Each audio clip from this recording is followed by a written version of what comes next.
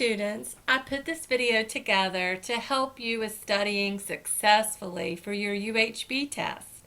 I have a few quick tips. Since most of your questions will be multiple choice, I'm going to concentrate in that area. It's a good study practice to remember to always download the study guide each week from your student materials section. Found on the left side of your screen, just click under Student Materials and then go to the week that you're wanting to look for the study guide. We're in week 3, so I'm going to stay there, but you can look on any of the weeks. Once you find your study guide here under Student Materials, you can either download it or you can pull it up on your computer and look at it there. You can also print it, so it will be very handy when you take your test. Another tip is how you're going to study.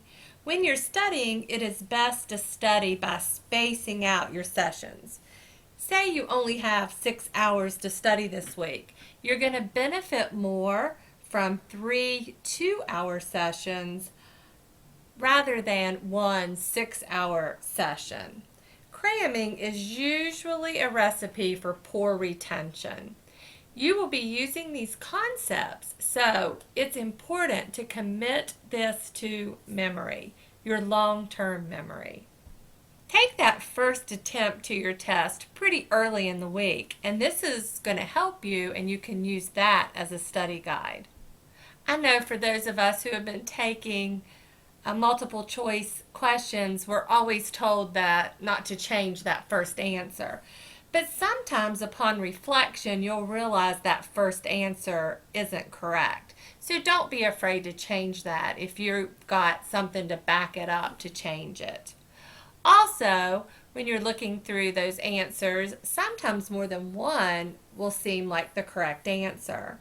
When that happens, just ask yourself whether the answer that you're considering completely answers the question, and that should be pretty helpful. If you think one of your questions is a trick question, think again. Very few instructors would ever write a test or a question that was intended to be deceptive. Remember, the correct answer is right there in front of you. Multiple choice tests will focus on details and definitions, so make sure you're committing those details and definitions to long-term memory. When the textbook highlights a word, make sure you understand that definition. We also have a nice glossary that's located at the end of the chapter with definitions and key terms, and they're in alphabetical order. After reading the question, before looking up any of those possible answers, say your response out loud. If you find that response in one of the choices, it's probably the correct one.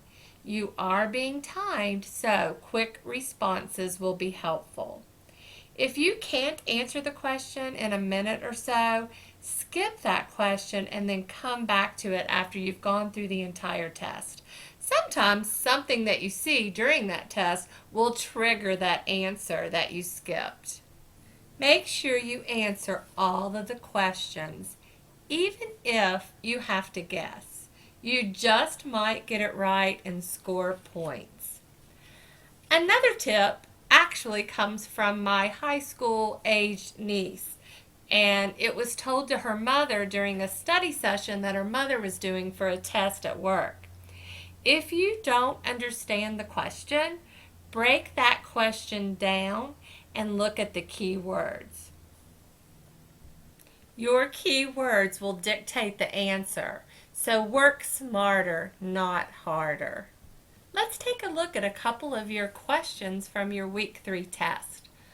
What coding systems are used for inpatient claims? So what would your key words be here? I would think maybe coding and inpatient.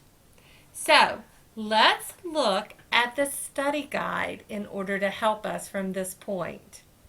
So as I'm looking down my study guide, I'm looking for those key words: coding, and inpatient. Here I see coding systems, and then I see coding systems for inpatient claims on page 156. So let's turn to page 156 in your textbook. So here I am in my textbook on page 156. And again, I'm looking for those key terms, coding systems and inpatient. So right here is the coding system variations, and then I see inpatients. And it tells me here that they are coded using HCPCS and ICD-9 Volume 3 procedure codes. So here are my coding choices on the test. I'm going to look for the one that has the HCPCS and the ICD-9, and this is my third choice. Let's try another one. What is the payment system implemented in 1983 that bases reimbursement for hospital inpatient services on predetermined amounts? What would your keywords be here? I would be looking for reimbursement, payment systems, and then that year, 1983. So I'm going to go to my study guide again, and I'm going to search for that keyword reimbursement.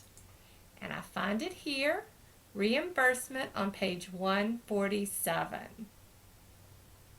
Now on page 147, I'm going to look for reimbursement, and then I'm going to find that date because I know 1983 is going to pull something out.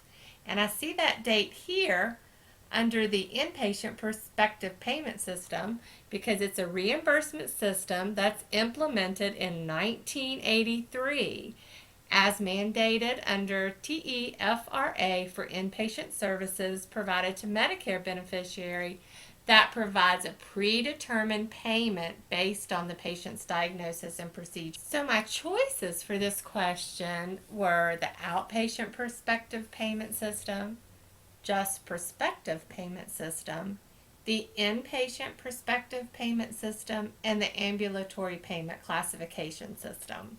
And we read that in 1983 it was the inpatient prospective payment system. So that's going to be my choice. I hope these tips will help you be successful in learning and applying your coursework. As always, if you need any help, just email or call me.